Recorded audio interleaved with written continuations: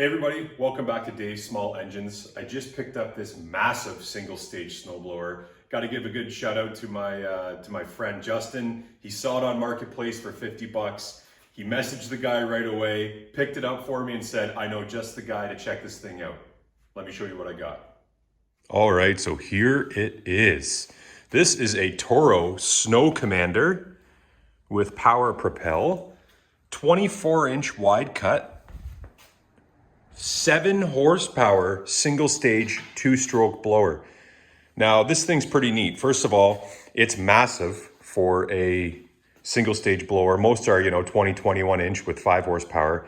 This was designed by Toro in the early 2000s to compete with dual stage blowers. So the idea was to have 2-stage power with single stage maneuverability.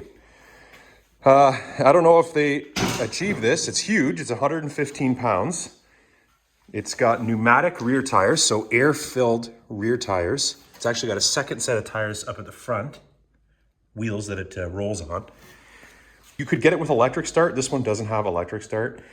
It's got a manually operated chute. This is pretty cool here. When you pull the handle, it tilts forward, engaging the augers, which pull the unit forwards. So because it is a 2-stroke, 7 horsepower blower, it requires mixed fuel. So I haven't done anything to this except for wipe it off. I used a little bit of cleaning wax because I think I wanted to bring out some of the color from that paint, and added some fuel. So let's see if we can get it started. The information I had from the listing on Marketplace was that it didn't start. It's been sitting for a couple of years. Oh, check that out. These flaps have tons of life left on them. That's good. So there's 3 flaps, which is neat.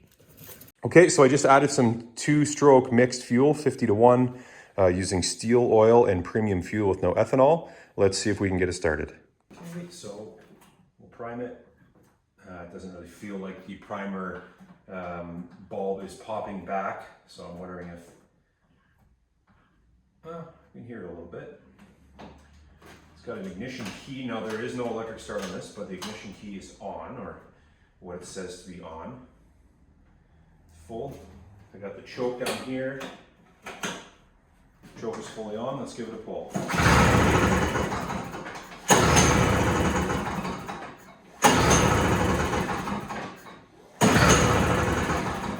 Okay. Nothing.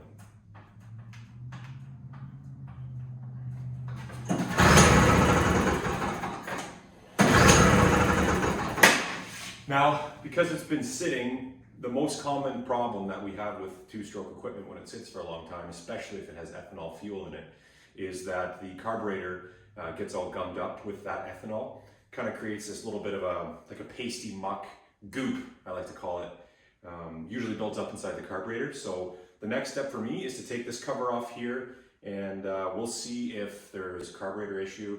And there's a couple other ways we can test to see if it's going to run for us, and there's not a bigger problem, by squirting some gasoline into the carburetor. So let's get it on the bench and get started.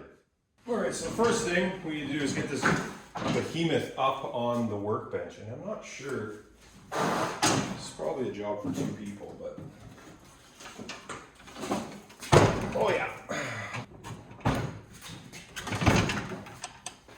All right, so all of the goodies, what we're after, carburetor related, are right here under this panel. So our next step is to kind of dig in here and see what we can find. All right, so to get this panel off, it looks like there's 2 8 mils on this side.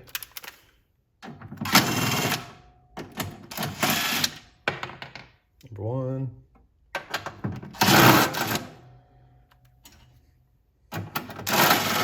Number 2. Okay.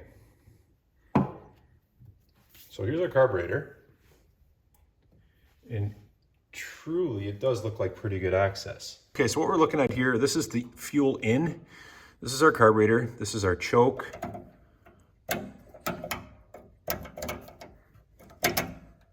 Fully on, fully off. Now, this is standard not to have an air filter on a snow unit, as there's not a lot of dust and other contaminants. Okay, this line right here is for our primer. So let's push that and see if we can see anything. Okay, you can hear that. So there is fuel going into the carburetor. Let's see if we can make it do that. Okay, yeah, so it is priming the carburetor. Okay, so if we're getting fuel into the carburetor, let's do some more diagnosis. Now, before I go any further, we did see fuel getting squirted into the carburetor, but I have seen on these in the past, one of the issues with them is that the carburetor sits level. So even if we are squirting fuel in, it's not necessarily going into the cylinder. So what I want to try is I'm going to spray some more fuel in. It's a lot.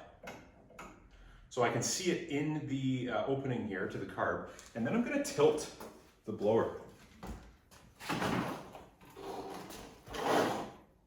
So what that does is make sure that gas is going down into the cylinder. It's worth a shot. Otherwise, we're talking about taking this cover off.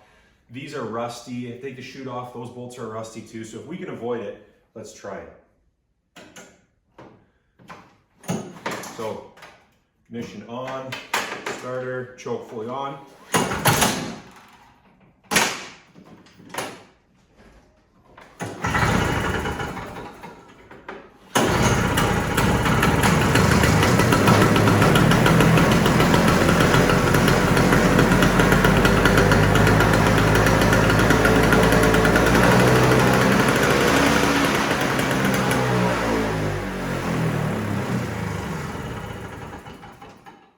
Okay, so it runs.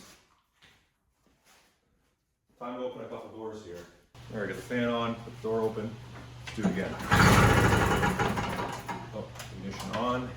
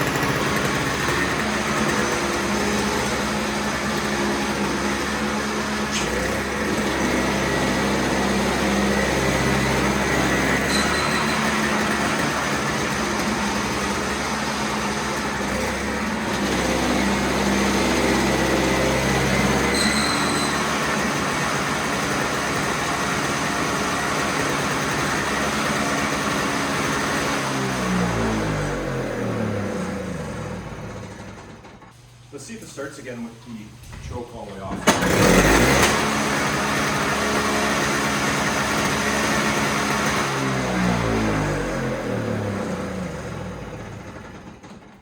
And then it's just this cover with the two 8-mils.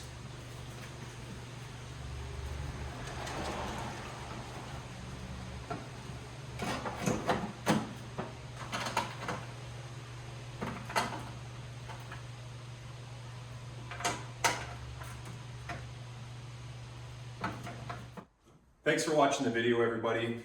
I think this video kind of highlights the importance of doing those diagnostic steps.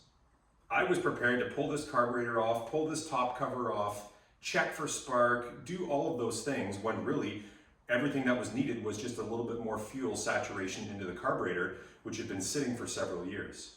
It's the little things that help make that winter go a little bit faster, and being able to play with a pretty cool toy for a pretty cheap price, well, that makes it a lot easier for me for sure.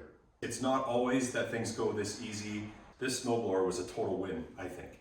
Most of the time you're in for a lot more repair and a lot more time, but you will get lucky every once in a while. Thanks for watching, guys. Take care. I hope the snow doesn't fly for at least a couple more months, but I'm prepared now. Take care.